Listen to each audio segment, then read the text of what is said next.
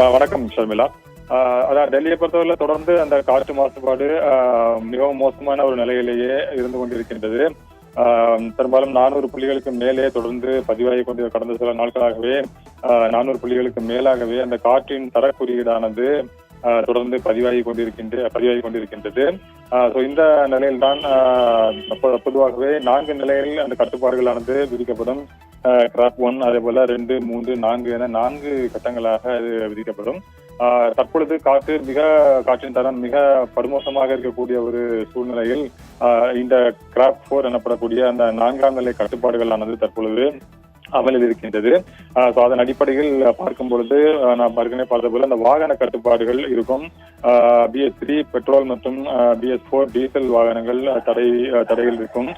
அது மட்டும் இல்லாமல் டீசல் மற்றும் மீடியம் மற்றும் ஹெவி கனரக வாகனங்கள் தடையில் இருக்கும். அத்தியாவசிய தேவைகளுக்கான அந்த வாகனங்கள் மட்டுமே அனுமதிக்கப்படும். அதுபோல அத்தியாவசிய தேவைகள் தவிர டீசல் ஜெனரேட்டர்களுக்கும் தடை இருக்கும்.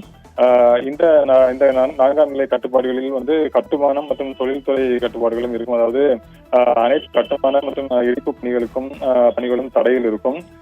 மாசுபடுத்தக்கூடிய காற்று மாசுபடுத்தக்கூடிய தொழில்கள் மற்றும் தூசியை உருவாக்கக்கூடிய நடவடிக்கைகள் அனைத்துமே தடையில் இருக்கும். அதுபோல நாம் பார்த்தது போல அந்த பள்ளி மற்றும் அலுவலகங்களை பொறுத்தவரையில் மாணவர்களுக்கு ஹைபிரிட் வகுப்புகள் தான் தற்பொழுது அந்த 4ஆம் நிலை கட்டுப்பாடுகளின் கீழ் நடைபெற்று வருகின்றன.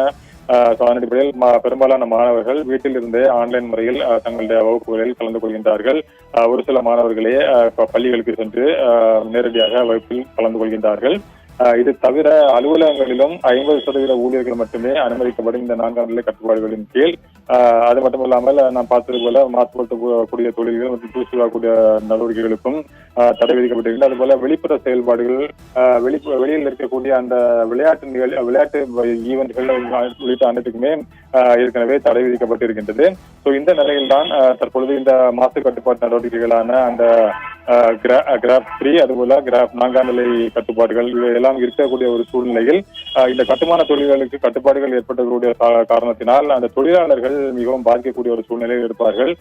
எனவே அந்த கட்டுமான தொழில்களை இழந்ததனால் அவர்களுக்கு அந்த இழப்பு ஏற்பட்டுக்கூடிய சூழ்நிலைகளால் அவர்களுக்கு 10,000 ரூபாய் இழப்பீடு வழங்கப்படும் என்று டெல்லி அரசானது அறிவித்திருக்கின்றது. அது மட்டுமல்லாமல் இந்த காலகட்டத்தில் அனைத்து அரசு மற்றும் தனியார் நிறுவனங்களும் நாளை முதல் தங்களுடைய ஊழியர்களில் 50% பேருக்கு கட்டாயமாக வீட்டிலிருந்து வேலை செய்யும் முறையை அமல்படுத்த வேண்டும் என்று தெரிவிக்கப்பட்டிருக்கின்றது. தவறினால் நடவடிக்கை எடுக்கப்படும் என்றும் டெல்லி அரசானது தெரிவித்திருக்கின்றது. இந்த ஏற்கனவே நாம் இந்த GRAP எனப்படக்கூடிய அந்த கிராப் 3 நடவடிக்கையானது 16 நாட்களாக ஏற்கனவே அமலில் இருந்த காலகட்டத்தில் பல்வேறு கட்டுப்பாடுகளால் பாதிக்கப்பட்ட தொழிலாளர்களுக்கு 10,000 ரூபாய் இழப்பீடு வழங்கப்படும் என்று டெல்லி அரசு அறிவித்திருக்கின்றது.